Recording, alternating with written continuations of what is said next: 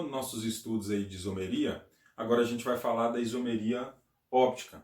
Ainda dentro do assunto de isomeria espacial, porque lembra que eu falei para vocês que isomeria espacial se divide em isomeria geométrica e isomeria óptica.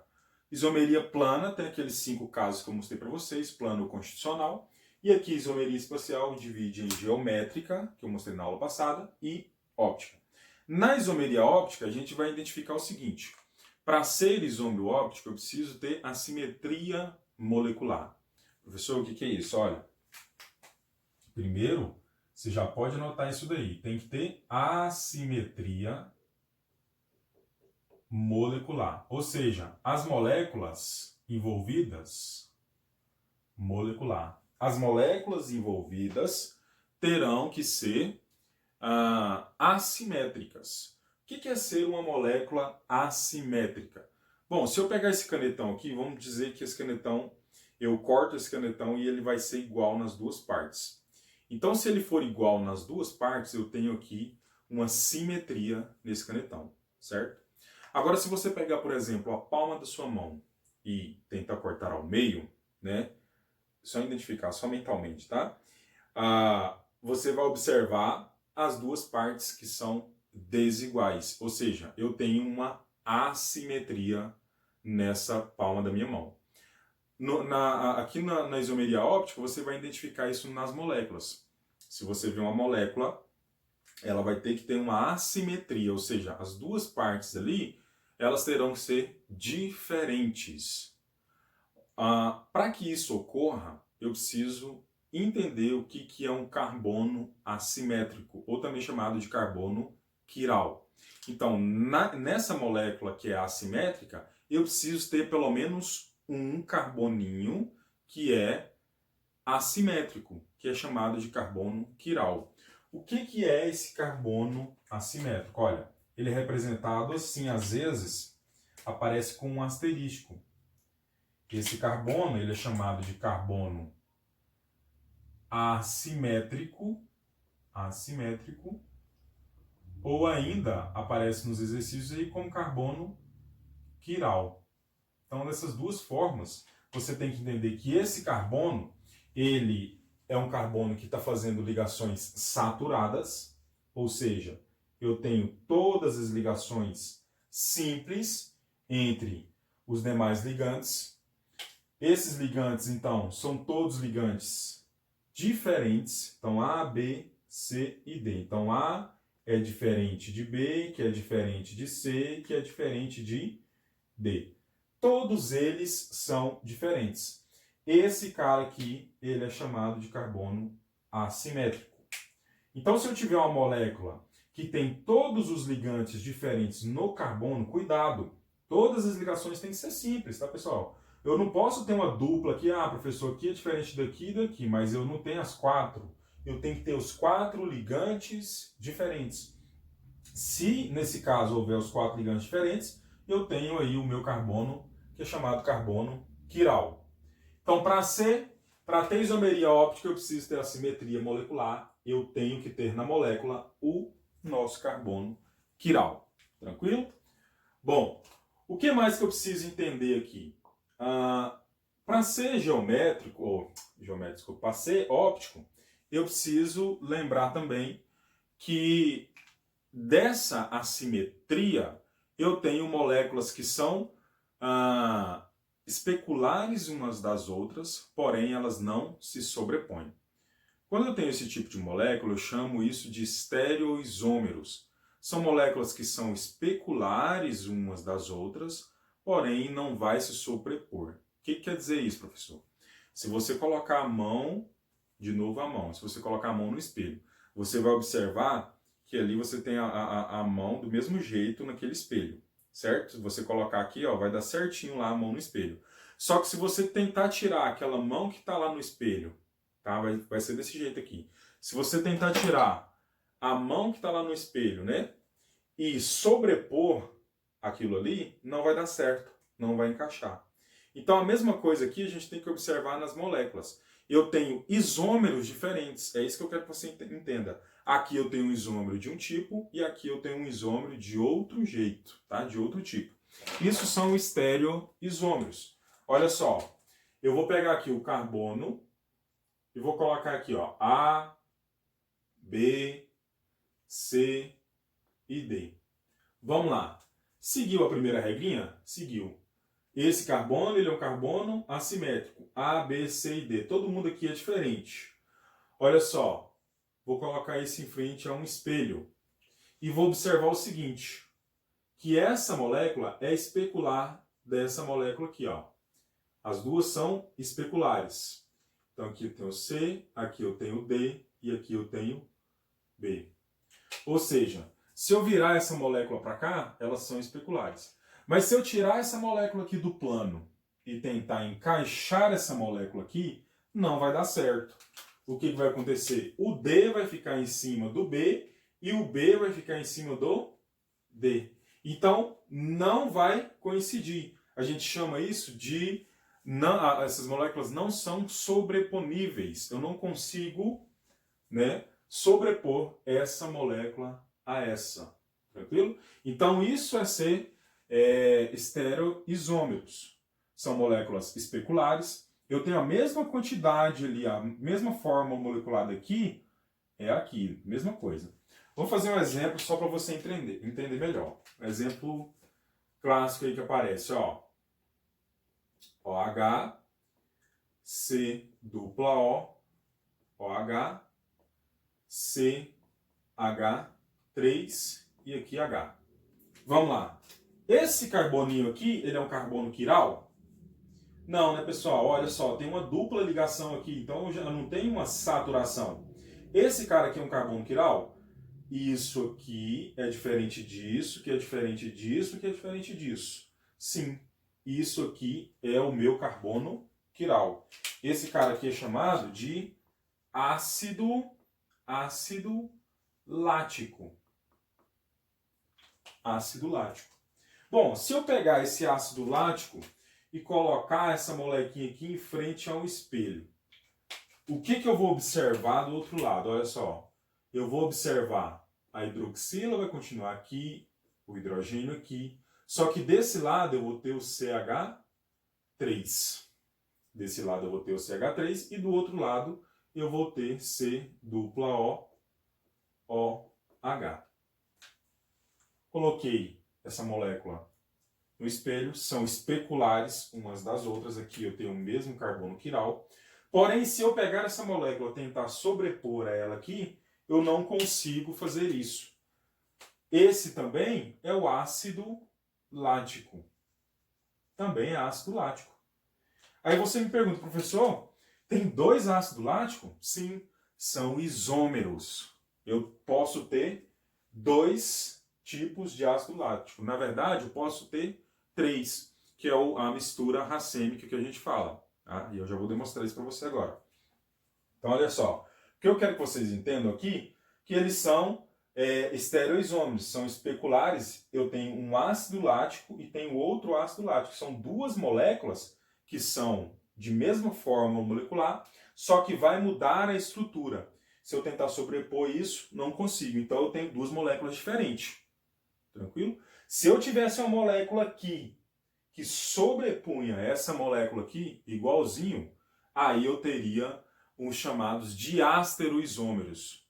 O que são diastereoisômeros? São moléculas que eu consigo sobrepor uma com as outras. É a mesma forma molecular, são isômeros ali, mas eu consigo sobrepor essas moléculas. Os diastereoisômeros são inativos. Tá? Então, agora eu anoto isso daí, agora a gente chega lá. Bom, então falando aqui desses dois, continuando, eu preciso que você entenda o seguinte agora. Ó.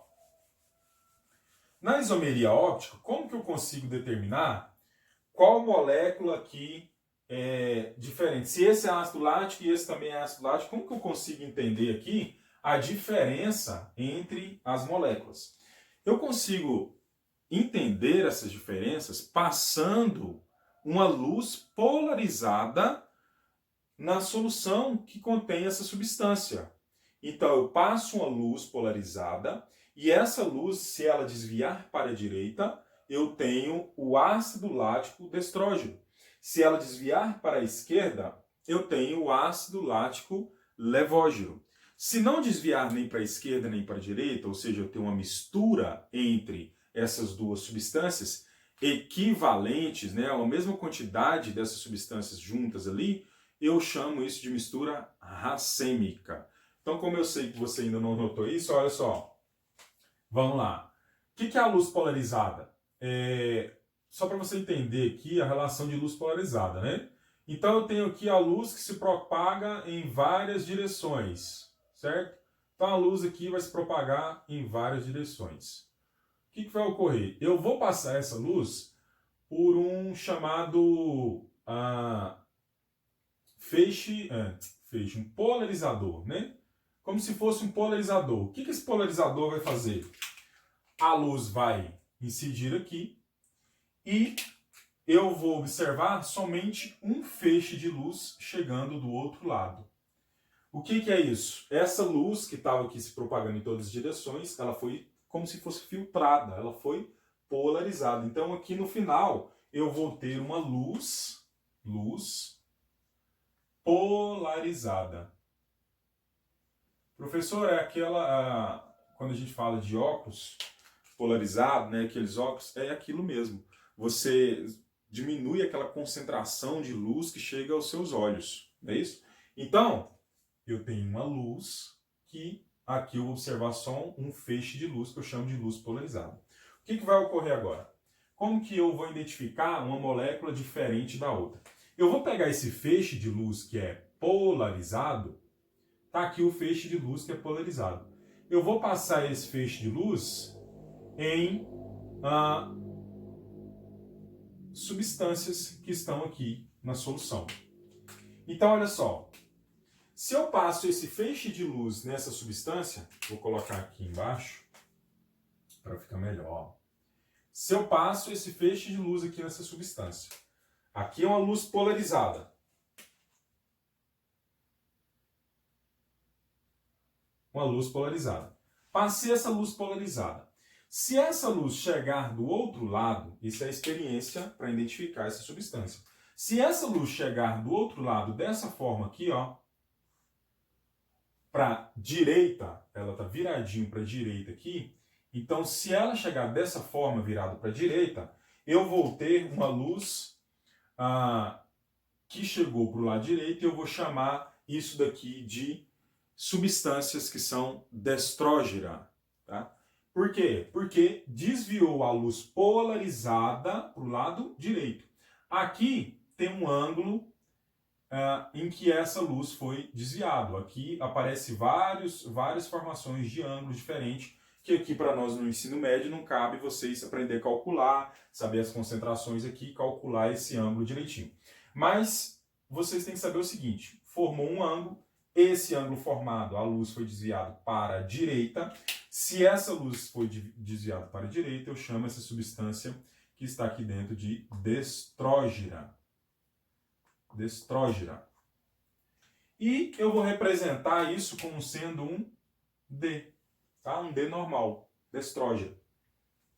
Agora, pensa no seguinte, se essa luz, eu coloquei essa luz nessa substância, e essa luz agora, ela desviar, essa luz desviar para a esquerda, vai formar um ângulo aqui, um ângulo alfa. Esse ângulo é negativo, aqui é um ângulo positivo, tá? Ó, formando esse ângulo para a esquerda, essa substância é chamada de levógena. Então eu tenho uma substância, se ela desviou para a direita, chamada de destrógena, e uma substância se desviou para a esquerda, chamada de levógena. Agora, eu vou demonstrar para vocês outro caso que pode aparecer. Se eu pegar...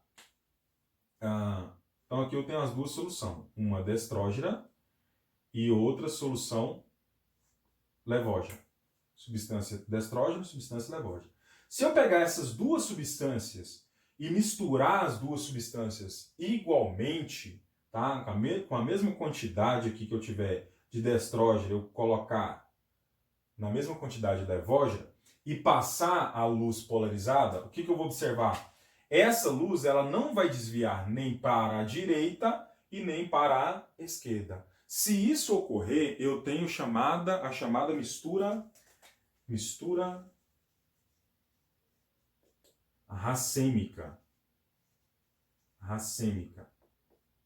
Quando eu tenho essa mistura racêmica, eu chamo os pares de isômeros, tanto destrógeno e levógeno, os pares de isômeros de enantiômeros. O que são enantiômeros? São opostos.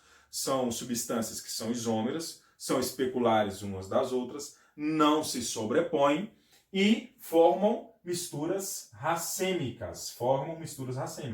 Eu posso pegar uma quantidade de destrógeno, misturar com outra quantidade de levógeno, eu vou ter uma solução completa, e essa solução, quando eu passo a luz polarizada, ela não vai desviar nem para a direita e nem para a esquerda, eu tenho uma mistura chamada mistura racêmica. É simples. Tá? Então eu tenho 50% de destrógeno e 50% de levógeno. Essa mistura é uma mistura racêmica. Tranquilo? Então é isso que eu quero que vocês entendam. Como que eu vou saber aqui, ó, como que eu vou chamar aqui, no caso, esses ácidos láticos, então, a partir disso daqui?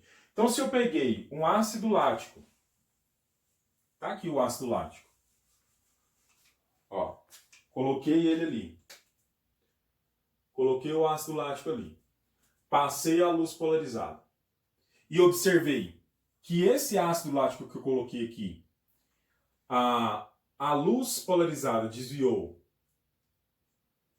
para a direita, esse ácido lático é o meu ácido D-lático. Foi? Beleza? Desviou para a direita, o meu ácido D-lático. Sobrou o quê? Outro ácido, que ele vai desviar para a esquerda. Então é outro ácido que eu coloco aqui, ó. Vou lá com a luz polarizada e ele desvia para a esquerda. Se desviou para a esquerda, esse ácido aqui é o ácido L-lático.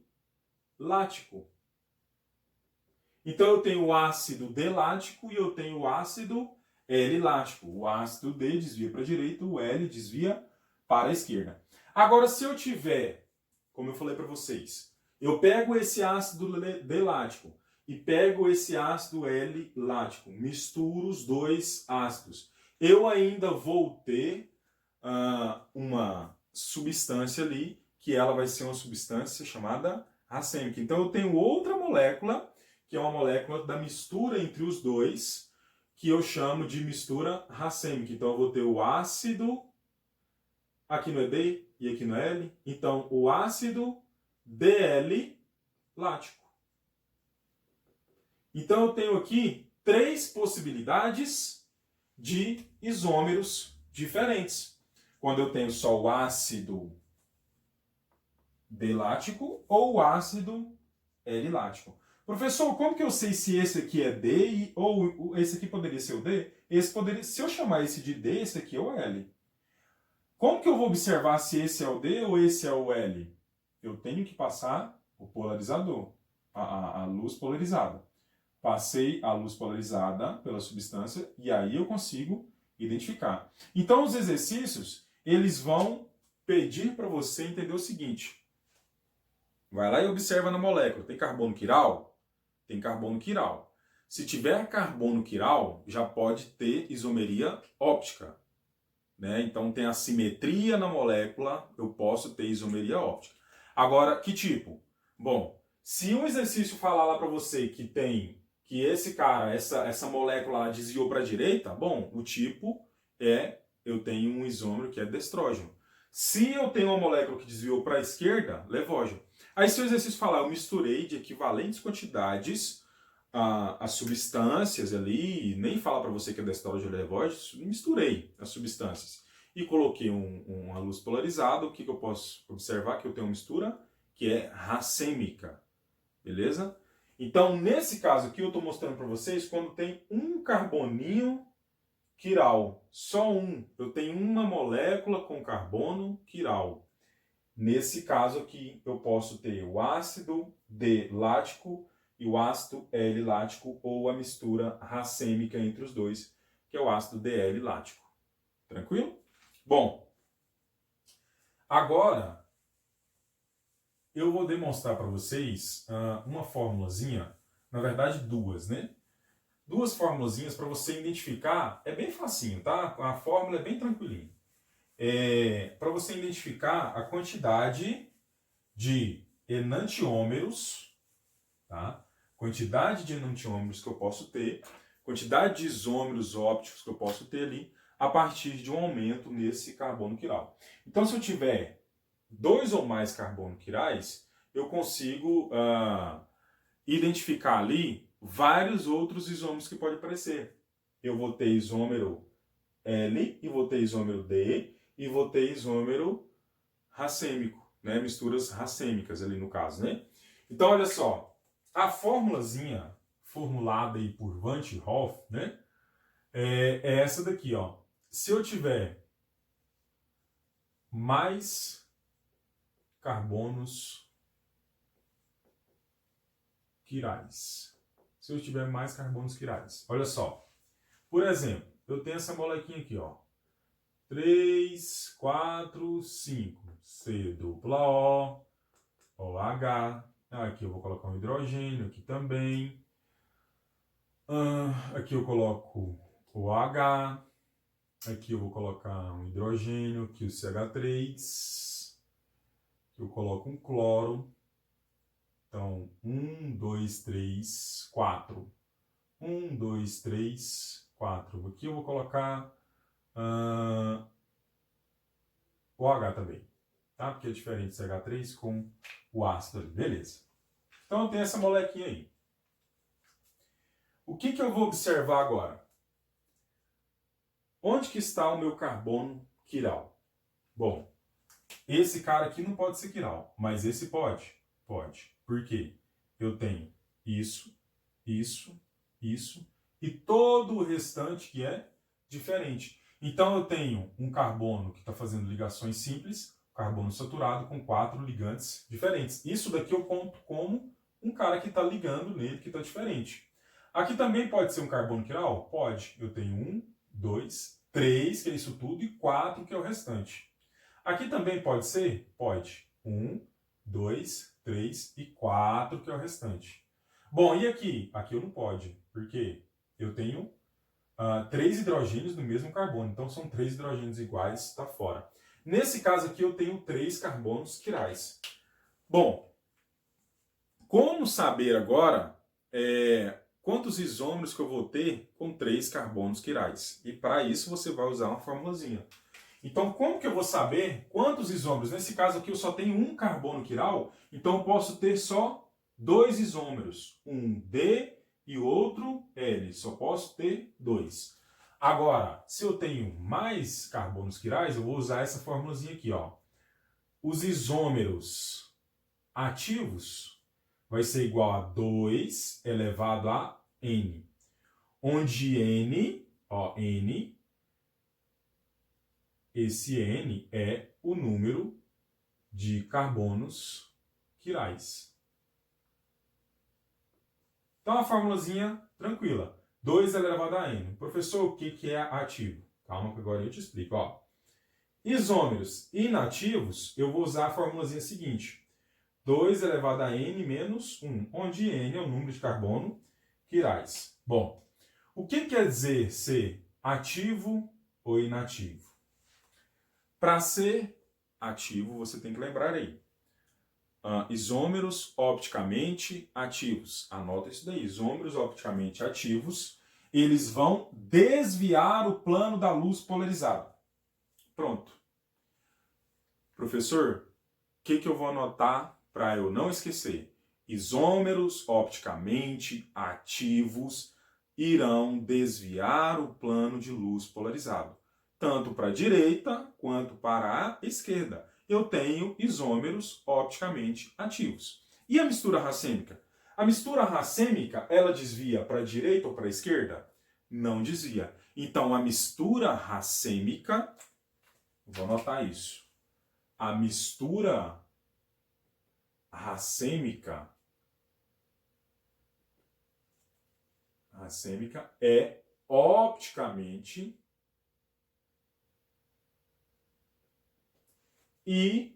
inativa.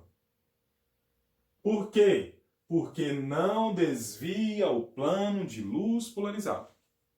Não desvia a luz polarizada. Se não desvia a luz polarizada, é inativa. Se desvia a luz polarizada, são isômeros ativos. No caso que a gente está falando, os enantiômeros, eles fazem parte dessa mistura racêmica. Então, a isomeria entre eles, olha, será inativa. A mistura racêmica é inativa. Já os estereoisômeros que tem ali, são especulares um dos outros e desvia para a direita ou para a esquerda, são opticamente ativos.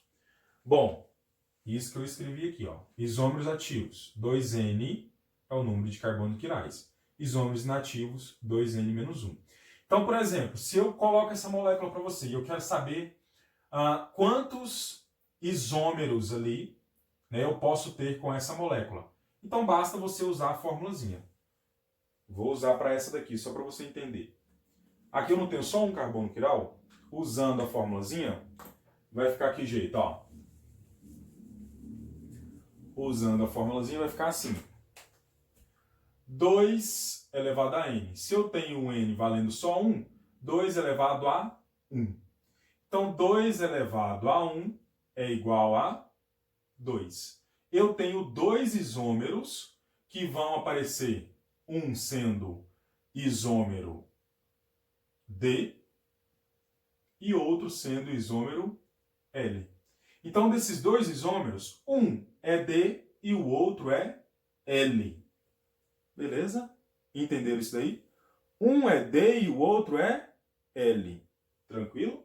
Agora, no caso da mistura racêmica, então nesse caso aqui eu tenho isômeros ativos, que a quantidade aqui é 2. Tenho dois isômeros ativos. E os isômeros inativos, quantos que eu posso ter? 1 menos 1, 0. Então 2 elevado a 0. 2 elevado a 0 dá quanto? Todo número elevado a 0 é 1. Então, se eu tenho 2 elevado a 0, eu tenho um isômero que é inativo. Nesse caso, eu tenho a mistura que é a racêmica. Tranquilo? Nesse caso aqui que eu mostrei para vocês, que tem tanto o D lático quanto o L lático, né? O ácido lático aí. Nesse caso aqui, fica fácil agora você perceber o seguinte. Quantos isômeros ativos eu posso ter aqui? Eu posso ter 2 elevado a N, eu tenho 3. 2 elevado a 3, 2 vezes 2, 4, 2 vezes 4, 8. Eu posso ter 8 isômeros ativos a partir dessa molécula aqui. Certo? As quantidades serão iguais. 4D e 4L. 4 destrógeno e 4 levógeno. Agora, qual a quantidade de isômeros inativos que eu posso ter? Olha só, 2, o número de carbonos quirais é 3, então 3 menos 1. 3 menos 1 é 2, 2 ao quadrado é 4. Então eu posso ter 4 isômeros inativos, ou seja, com misturas aqui chamadas de misturas racêmicas ou diastereoisômeros, né? Que são isômeros que as moléculas que não se sobrepõem aqui entre si. Tranquilo? Essa fórmula aqui, basta você pensar no seguinte: se você quiser usar desse jeito aqui, ó, os isômeros inativos, vai ser a quantidade dos isômeros ativos dividido por 2. Você pode usar essa formulazinha também, tá? Porque olha só, não é a quantidade de isômeros ativos, ó, 8 dividido por 2, 4. Eu tenho o total aqui de isômeros inativos. Tranquilo? Então você pode usar tanto essa fórmulazinha aqui, quanto essa aqui, que são duas fórmulas iguais. Tá bom?